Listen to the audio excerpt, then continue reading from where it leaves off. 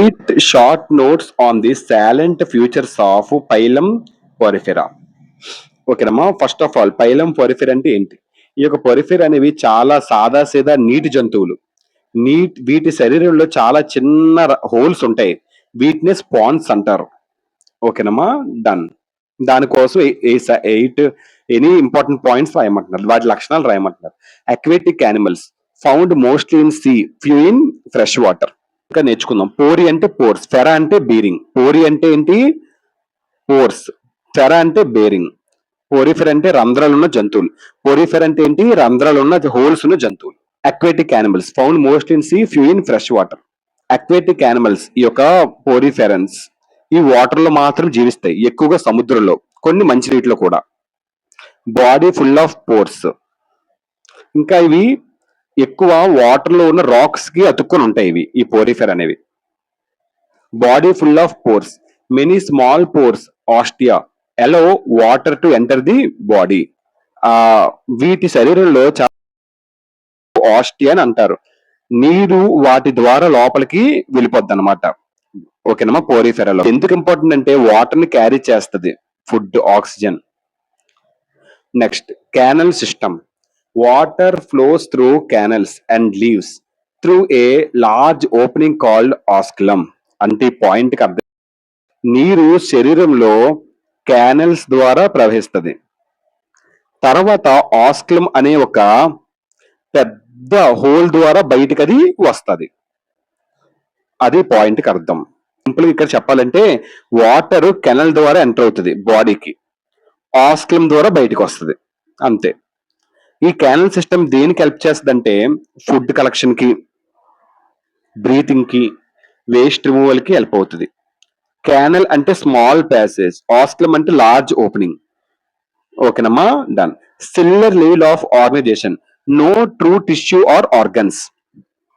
వీటి శరీరం కేవలం సెల్స్ లో మాత్రమే ఉంటుంది, వాటిలో నిజమైన టిష్యూస్ లేదా ఆర్గన్స్ అనేవి ఉండవు. ఈ పొరిఫెరా అనేవి చాలా వెరీ సింపుల్ యానిమల్స్. వీటి యొక్క సెల్ ఓకేనమ్మా. Next, asymmetrical body.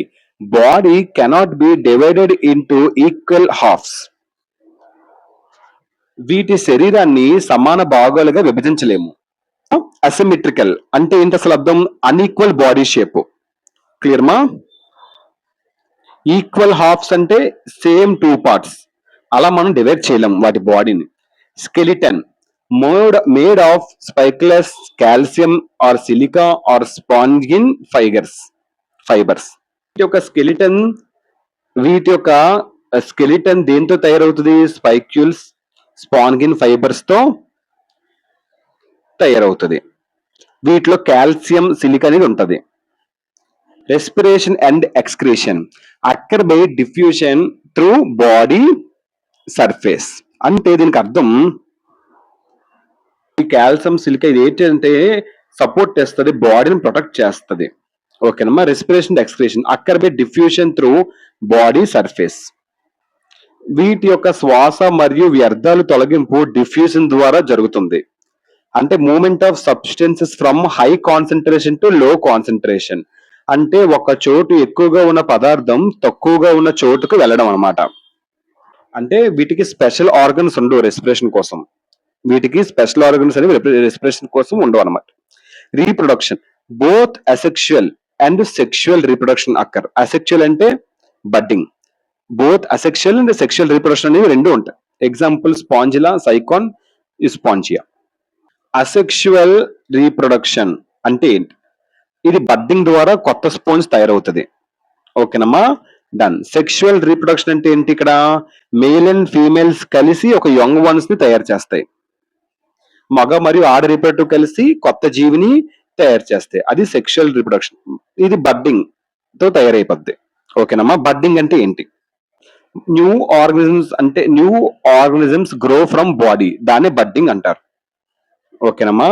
Example trees కి సెక్షువల్ అవసరం లేదు కదా, కలిస్తే పెరగవు కదా, వాటర్ పోస్తే పెరిగిపోతుంది, అలా అనమాట. ఎగ్జాంపుల్ స్పాంజిలా, సైకాన్, స్పాంజియా. స్పాంజిలా ఇది ఎప్పుడు కూడా ఫ్రెష్ వాటర్ ఉంటది. ఇది సైకోన్ అంటే స్మాల్ మెరిన్ స్పాంజ్ అంటారు దీన్ని. వీటిని నీ శుభ్రపరుస్తాయి. నీటిని శుభ్రపరుస్తాయి. మరియు చిన్న సముద్ర జీవులకు షెల్టర్‌నిస్తాయి అన్నమాట. స్పాంజెస్. ఇదమ్మా salient features of phylum porifera. Hope you understand. Thank you.